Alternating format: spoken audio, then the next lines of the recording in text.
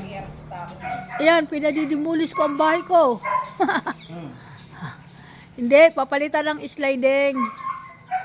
Ito sila ano, yung suki ko nga gumagawa ng sliding. Yun, papalit. Ayan sila.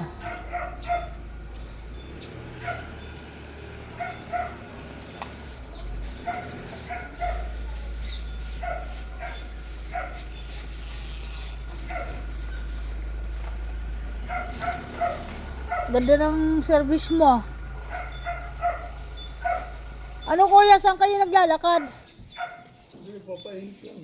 Oo, tama yan. Oh, yan oh. Paganda magpainit. O kaya dito, yan oh.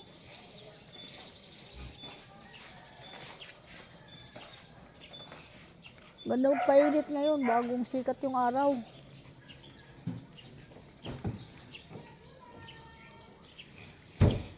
Maganda itong kanyang sasakyan oh. Kuya, sa'yo ba ito? Sasakyan? Saan mo kinuha ito? Diyan sa may tungko? Ah, saan? Magkano hulog mo dito? 22. 22? Tapos yung down payment? 0 DPN. Ah, ito ba yung... mabuti na-approve ka dyan, ano? Na-approve naman ako. Basta sa bangko meron ka lang talaga yun. Basta may bangko ka lang. Business. Oo. 0 DP po yan. Dati may down yan, 40. Hinihintay ko muna nung tinawagan ako ng ahente ko, 0 DP na raw. Nilabas. Wala ko nilabas sa pera. Madali lang. Oo, sa linggo lang.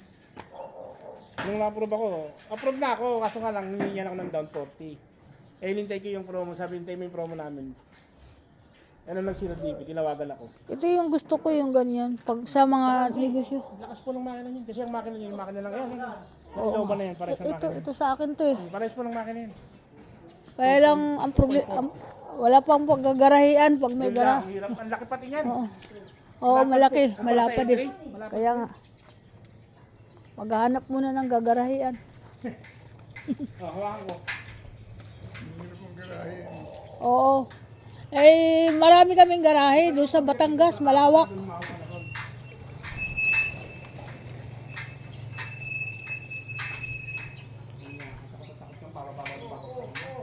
Ay, kuya, dadahan kayo dyan. Baka mamaya. Sige, hawak ko.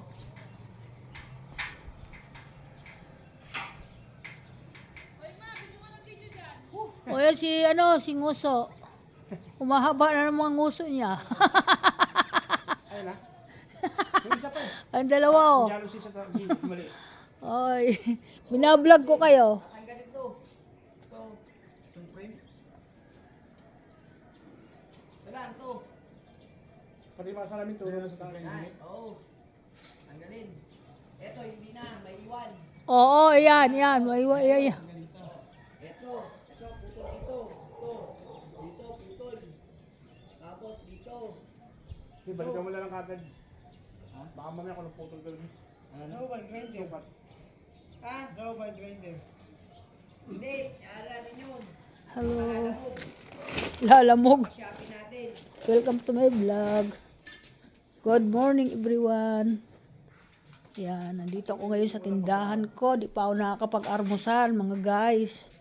Kasi dumating tong gumagawa ng salamin. Eh, siyempre, ipapaliwanag ko pa sa kanila kung anong dapat gagawin. Bye-bye. Ingat po ang lahat. Bye-bye.